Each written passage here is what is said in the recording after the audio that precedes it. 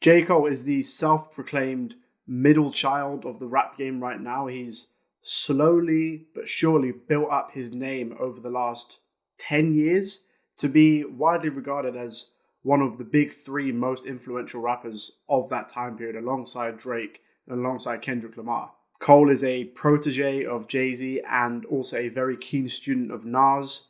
He sees himself as kind of a bridge between two different generations of rap. An artist who respects the art form and acknowledges those who paved the road that he now drives on. Throughout Cole's entire career, I think there have been two things that have remained a constant. That's his authenticity and his humility. I think it's for these two things that so many people seem to gravitate towards J. Cole and why his fans have continued to support him for all of these years. I myself have been up and down with some of Cole's music. I've been listening to him since I was 12, 13, back in 2009, 2010. But the one thing that I never questioned was his dedication to rapping.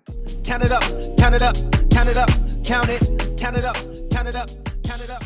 KOD is the most recent release in Cole's catalogue, and unfortunately for me, it stands out as one of his weakest. The messaging and themes of the album are noble in their intent, with Cole lamenting and satirizing the glamorization and overuse of prescription drugs in the rap game. However, far too much of KOD is simply dedicated to Cole satirizing these rap tropes that he's come to despise so much, and it ends up just sounding like an empty, hollow mockery. Songs like Motivate and especially the title song are some of the weakest tracks in Cole's entire discography, regrettably. KOD isn't without its merit though. After all, it still is a J. Cole album. He's still able to display his knack for making catchy, accessible, but substantial hip-hop music. I think ATM is one of the best examples of this. I think it's one of his strongest singles in recent years. The beat is super creative, his flow is locked in and unrelenting, and the messaging is there and it's relevant to the themes of the album. The closing track is a much stronger display of Cole's perspective and wisdom that he's trying to get across than the rest of the album. I do understand that his paternalistic advice can come off as very patronizing at times, but I think it's easy to see that it's coming from a place of love and care. KOD is still an important album in the Cole canon, even if it's not one of his strongest in my opinion. But I think it says a lot about an artist that an album that's this relatively solid is their weakest. All I see is that cream, nigga, that green. I'm a black king, black jeans, I'm a black queen. Easily the most moody, meditative, low-key, contemplative album of Cole's entire career. I remember when I first listened to this album back in 2016, I was actually quite surprised at how many different sounds and genres Cole was pulling from. It opens with that jazz-tinged intro with Cole singing and rapping kind of from the bottom of his heart, and then it goes into Immortal, which is a trap song about the literal trap game. Immortal is an example of a specific aspect or style of storytelling that Cole really focused on this album, and that was him stepping out of his own mindset and his own ego to look at things from a wider lens. And I, for one, think that's kind of a creative way to foster your ability to sympathize with others, and especially others that you might not necessarily want to sympathize with straight away. As usual, Cole remains extremely open and upfront and to the point about the messaging behind his songs, and I think it makes for some thought-provoking listens. None more so than on the song Neighbors. He's concerned with racial profiling, violence, paranoia, and the weight and stresses of fame. The slow, woozy, watery beat that we came to learn is Forbidden Fruit from Born Sinner, reversed, is perfect for this kind of song, and Cole brings some of his most inventive and dynamic flows ever on this song. Unfortunately for me, nothing quite hits the heights that Neighbors hits on For Your Eyes Only. The album is consistently solid and strong, but not particularly great. And I think that's why it ranks so low on my list. It's a mature album, and it's an important album in the Cole catalogue, but it's not the most enjoyable listen. I don't know if I see tomorrow, but I won't cry, no, I can't cry. This is the mixtape that started it all back in 2007. That's 14 years ago. That's how long Cole has been doing this. As soon as he dropped that first mixtape, there was so much buzz that was generated around his name, and it was for very good reason. People love to get behind an underdog, and this guy from North Carolina moving to New York to make it as a rapper is very easy to get behind. He had the confidence to jump on Dead Presidents, which is my personal favorite Jay-Z song of all time, and I think one of the best hip-hop beats of all time, period. He rides the beat almost flawlessly, and he covers a wide range of topics, especially for someone so young at the time. This dropped when he was 22. He covers inequality, sex, and the idea of success. Even at that age, it was clear to see that there was something different about Cole. He had a maturity beyond his years and a vulnerability that was particularly lacking in the mid to late 2000s in hip-hop. That vulnerability is no more apparent than on the song Can't Cry. It's melancholic, but there's always this sense that there's this small idea of hope. There's some light at the end of the tunnel that he's able to claw his way to by the end of the song. As expected, the come-up is extremely unpolished and raw, but that's to expect when you're working with the fraction of the budget and the time that you have at your disposal now. Regardless of that, at this young age, with his first mixtape, it was easy to see that Cole was someone who was immensely talented, and that talent just needed to be cultivated and refined.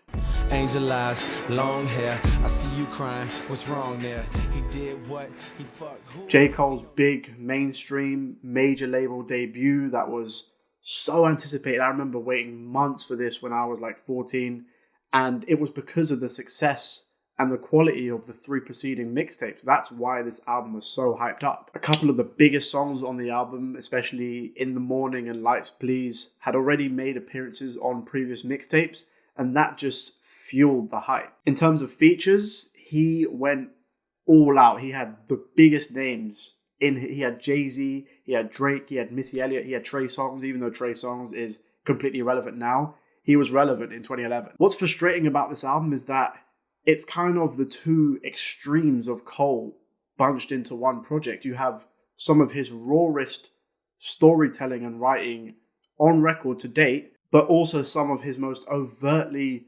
commercially marketed and focused songs. A tune like Lost One, Cole is trying to tackle the idea and the discussions around a very sensitive topic that is abortion. Then you get to songs like Work Out or Can't Get Enough, which I like those songs. I enjoy those songs, but it makes the album confusing. Going into this album, if you had never heard Cole before, you might be thinking, what is he trying to say? What is his overall message? What's the concept or the purpose or the theme of this album? These songs aren't horrible pop rap crossovers. They are just inauthentic. Regardless of its imperfections, I see Cole World as an important album in J. Cole's discography. One, because he laid the foundation of some of the sounds that were to come. There's some super honest displays of emotion alongside his very clear commercial viability. Debuting at number one with your first album as a rapper is something that shouldn't be overlooked. It's the kind of achievement that has bypassed rap superstars like Dr. Dre, like Travis Scott, like Kendrick Lamar. I think you'd be hard-pressed to find a J. Cole fan that thinks of this as their favorite or his strongest album. But on the other side, I don't think you'll find many people that think this is his weakest either.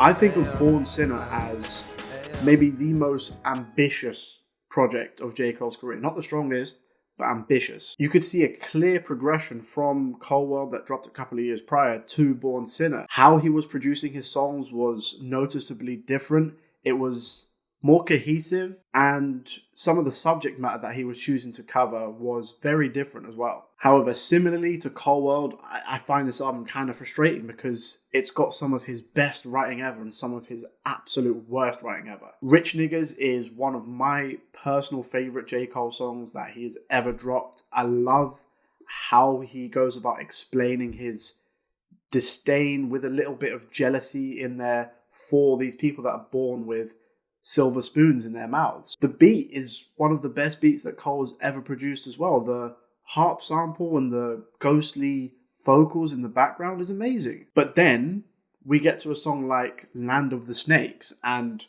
admittedly, I think I have a personal vendetta against this song because The Art of Storytelling Part 1 by Outkast, where this song gets its sample from, is my favorite Outkast song of all time. and by default, one of my favourite songs of all time. Cole doesn't do much with this song from a production standpoint, apart from add some extra sub bass and a couple of extra drums. The lyrics, oh my day, even this dropped when I was 16, and even back then I thought this is some of the corniest lyrics I've ever heard on a J. Cole song. At one point in the song, this guy says, I'm the president, you the co-chair. You the player, yeah, I'm the coach here. Nigga, I coast here. This weather got me set up on this west coast, yeah. Avoiding the snakes, AKs and coke, yeah. Get my dick wet, but I never let it soak there. Get my dick wet, but I never let it soak there. This song sounds like it was just J. Cole's excuse to rap over one of the best beats ever made. And for that reason, if that's the reason, I don't blame him. However, I can't deny how grand and expansive Cole attempted to be on this album. And for that, I think you have to commend him. There's full-blown love songs like Power Trip and She Knows.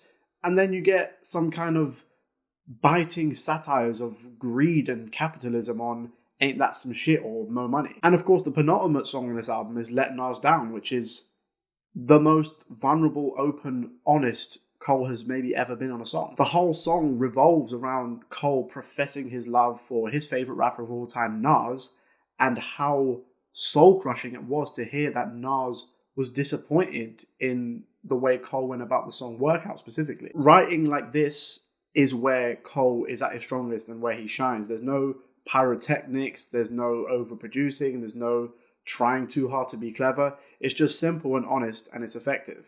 Is she good as what she sings? Am I lying to myself? The warm-up is the perfect balance of being both extremely raw, but also displaying Cole's ability to make very polished, very well thought out and structured rap songs. The progress that he had made in the 2 years between the warm-up and the come-up was undeniable. He sounded like he had gained years of experience between the two projects, and I think that Cole sounds more polished on the warm-up than he does on some of his actual studio albums. Lights Please, which ended up on his debut album 2 years later, is the song that ultimately convinced Jay-Z to sign him to Roc Nation. And as soon as you hear the song, you completely understand why it convinced Jay-Z. Cole sounds incredibly hungry all over the tape, and that's apparent by the very first song, Welcome. It's territory that Cole is very comfortable rapping in, but he does it so well. On Welcome specifically, he's already questioning his legacy that he will leave behind after he's gone, and he hasn't even dropped his first album yet. Grown Simba is another example of this, and when I first heard 2014 Forest Hills Drive, I was like, Get Off My Dick is just another version of Grown Simba. It sounds strikingly similar. I would argue that the beat for Grown Simba goes even harder than GOMD. It's darker and more monstrous. However, Cole isn't just a one-trick pony on this album. This contains, I think, his strongest ever display of storytelling, and that comes in the shape of the song Dreams. It's another example of Cole's very strong and apparent Kanye influence as well. It samples Wildflower by Hank Crawford, which was famously sampled by Kanye on Drive Slow. Cole weaves this really dark tale, which seems to take some inspiration from Eminem's Stan, about this girl or this woman who he's obsessed with. He's infatuated with this attractive girl, but he can't muster up the courage to speak to her because of his own insecurities. On the first verse, he finally musters up the courage to step to her and speak to her, but she doesn't like rappers and she's already in a relationship. This causes the character, I don't want to say Cole because I don't think that this is autobiographical. This causes the narrator to hatch a twisted plan to murder his love rival, then console his grieving girlfriend and enter a relationship with her by exploiting her vulnerability. This isn't a fluke as well. Songs like Ladies or Losing My Balance are structured similarly to this and are both very strong songs as well. Cole chooses a very difficult way to close the album out by rapping over Kanye's Last Call, which again is one of my personal favourite hip-hop songs of all time. He predicts his rise to stardom and, in Kanye fashion, details his dedication and love for his work. He even cheekily and quite arrogantly thanks Jay for the opportunity, but says that he's going for the throne. Whether you think Cole has achieved that or not is entirely subjective, but you can't deny that he's made a very strong case to even be considered in that conversation.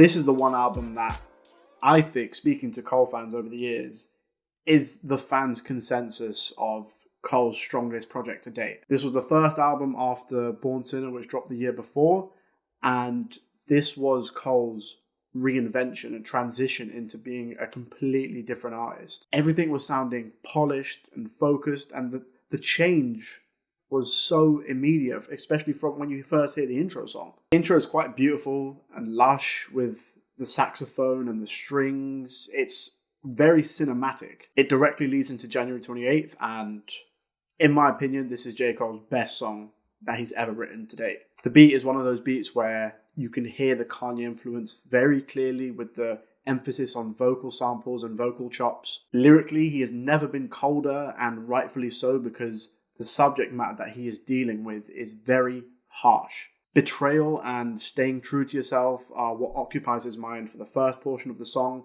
before he goes on to explore wider issues plaguing the African American community. On the opening bar of the second verse, he says, "What's the price for a black man's life? I check the toe tag, not 1-0 in sight. I turn the TV on, not one hero in sight, unless he dribble or he fiddle with mics." An incredibly concise but all too real comment on the commodification of black talent. He seems to be pointing out a sort of contradiction in America's collective perception of African Americans, where their musical or sporting achievements are fetishized in a way, but they're still not really seen as full human beings like everyone else. Thankfully, not everything on the album is concerned with tackling the biggest issues plaguing the world. Cole goes back to his childhood for the most nostalgic song that he's ever written, Wet Dreams. The beat is super vintage, and Cole spends the whole song detailing his experience in school and the pressure of being seen as a virgin and the kind of macho bullshit that you have to keep up. He worries and worries constantly about what his crush is going to think of him when they finally get to bed, and then the twist is that she too is a virgin. I think that Wet Dreams is one of those songs that all teenagers should hear when they're going through this really quite awkward period of their life. Cole has no issue with being vulnerable or having an inflated ego, and that idea of not being vulnerable and not being seen as weak and having this ego is what fuels that pressure to have sex as a teenager. A Tale of Two Cities is easily the hardest song on the album in terms of the beat and in terms of how Cole rides the beat as well. It's propelled by these haunting church bells. The beat is super sparse, and it allows Cole to muse on his feelings about the disparity between the rich and the poor. The beat ended up being so hard that Kendrick Lamar himself had to jump on it for 2015's Black Friday remix. Of course, 2014 Forest Hills Drive is the project that started the platinum with no features meme. Although in recent times, especially with the release of Revenge of the Dreamers 3 a couple of years ago, it seems that Cole is now being far more open to collaborating with others than he was maybe 5 or 6 years ago. Putting the meme to one side, Cole manages to keep our attention pretty firmly for well over an hour, and that's an achievement that shouldn't be overlooked. He does this by inhabiting different characters and looking at things from a number of different perspectives, all while remaining extremely grounded, and I think that's the most important thing to take away from this album.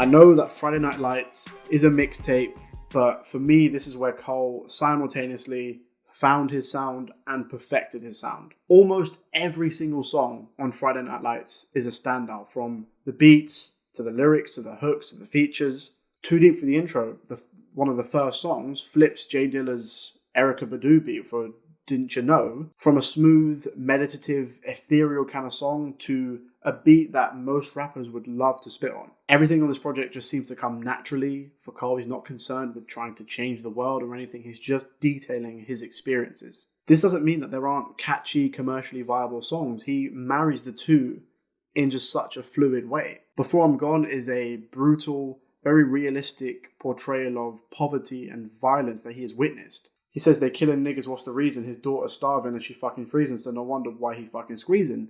But then he goes straight into one of the catchiest hooks on the project. Of course, if Drake is on a song with you, it's going to be a hit, and that was the case with In the Morning. This is the first ever J. Cole song I heard, so I've got a special place in my heart for it. Aside from the nostalgia, it's a pretty strong love song with Drake's featured verse sounding like he rapped it from his bed just as he woke up. The most ambitious thing Cole attempted on this project was spitting over Devil in a New Dress. He kind of holds his own, which is a massive feat in of itself. He speaks on his experiences as a black man going to college, his upbringing, his anxiety at being perceived as this Nas successor, as well as his anxiety about his upcoming debut album. More so than any other project, we get the best of both sides of J. Cole. We have the happy-go-lucky, optimistic J. Cole and the realistic one. There's the super catchy, up-tempo hooks of You Got It or Higher, and then they stand shoulder to shoulder with much darker tales like SeaWorld or Premeditated Murder. For Cole fans and for myself, it's been extremely frustrating not to have this on streaming services over the last 10 years. He's assured as hell and focused, and even if this isn't your personal favourite, I think it's an essential listen for any Cole fan to see him at maybe the most pivotal point of his career. I'm of the opinion that J. Cole can be inconsistent at times, but his dedication to rapping can't be questioned. His talent and his humility are two of the biggest draws and why he has remained so commercially successful for such a long period of time. I think his recent collaborative efforts with the people over at Dreamville is maybe another step in his evolution as an artist and another way he can continue his longevity. I hope that evolution continues and that he can maybe make the best music of his career so far that we haven't heard.